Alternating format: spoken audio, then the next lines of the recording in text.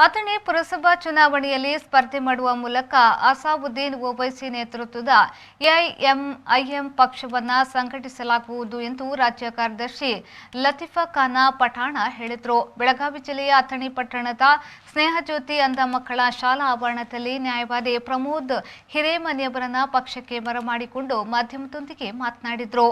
AIMIM ಪಕ್ಷಕ್ಕೆ ಸೇರ್ಪಡೆಗೊಂಡ ನ್ಯಾಯವಾದಿ ಪ್ರಮೋದ್ ಹಿರೇಮನಿಯವರು ಮಾತನಾಡಿ, ಎಐಎಂಐಎಂ ಪಕ್ಷ ಇತ್ತೀಚೆಗೆ ಹುಟ್ಟಿಕೊಂಡ ಪಕ್ಷ ಅಲ್ಲ. ಇದು ಸ್ವಾತಂತ್ರ್ಯ ಪೂರ್ವದಿಂದಲೂ ಕಾರ್ಯನಿರ್ವಹಿಸುತ್ತಿದೆ.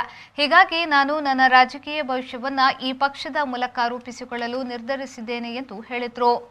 ರಾಷ್ಟ್ರೀಯ ಪಕ್ಷಗಳು 70 ವರ್ಷಗಳಲ್ಲಿ ಭಾರತ ದೇಶವನ್ನು ಪ್ರಜಾತಂತ್ರದ ರೂಪದಲ್ಲಿ ಆಳಿ ಜನರಿಗೆ ಏನು ಕೊಟ್ಟಿದ್ದಾರೆ ಅನ್ನುವಂಥ ಪ್ರಶ್ನೆ ಸ್ವಂತ ಮನಸ್ಸಿನಿಂದಲೇ ನಾವೇ ವಿಚಾರ ಮಾಡುವಂಥ ಪ್ರಶ್ನೆ ಜನಸಾಮಾನ್ಯರಿಗಾಗಿದೆ.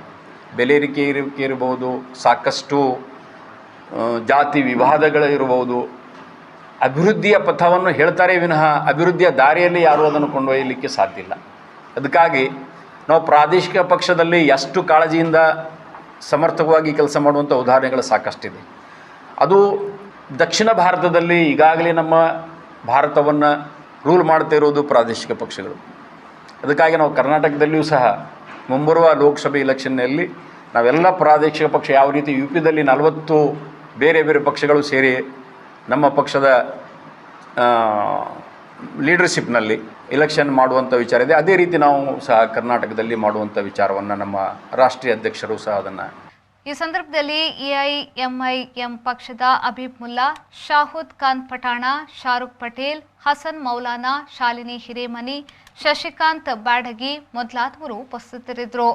ಸತೀಶ್ ಕೋಳಿ, ವಿ4 ನ್ಯೂಸ್, ಅಥಣಿ.